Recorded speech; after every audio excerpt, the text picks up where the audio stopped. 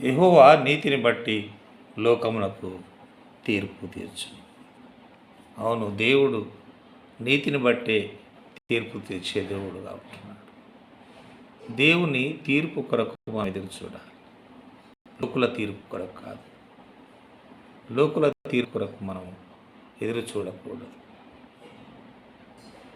దేవుని తీర్పు కొరకే మనం ఎదురు చూడాలి. ఎందుకంటే ఆయన నీతిని బట్టి లోకమునకు తీర్పు తెచ్చే దేవుడుగా ఉంటున్నాడు. నీ నీతిని బట్టే లోకమునకు తీర్పు తెచ్చే దేవుడు. నీ నీతి క్రియలను బట్టే ఫలాన్ని ఇచ్చేవాడుగా ఉంటున్నాడు. నీకు ప్రతిఫలం వస్తుంది అంటే నీ యొక్క నీతిని బట్టి వస్తుంది. ఆయన నీతిని బట్టి లోకమునకు తీర్పు తీర్చే దేవుడుగా ఆయన ఉంటున్నాడు. నలిగిన వారికి మహాదుర్గం.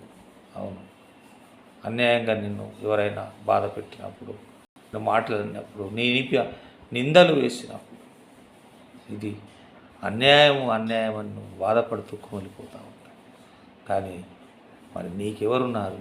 మహాదుర్గము. ఆయన మహాదుర్గమగును. ఆపత్కాలంలో వారికి ఆపత్కాలంలో, కష్టములలో, ఇబ్బందులలో మరి దేవుడే మహాదుర్గమగును. యెహోవా నిన్ను ఆశ్రయించు వారిని నీవు విడిచిపెట్టువాడు. నరులను ఆశ్రయించడం కాదు.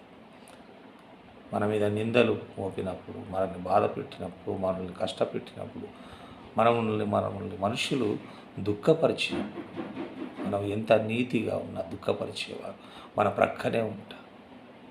కాబట్టి మరి మనము అప్పుడు దేవుణ్ణి ఆశ్రయించేవారిగా ఉండాలి, ప్రార్థించేవారిగా ఉండాలి. వారి గురించి కూడా మనం ప్రార్థన చేసేవారిగా ఉండాలి. అప్పుడు దేవుడు మనల్ని విడిచిపెట్టే దేవుడు కాడు.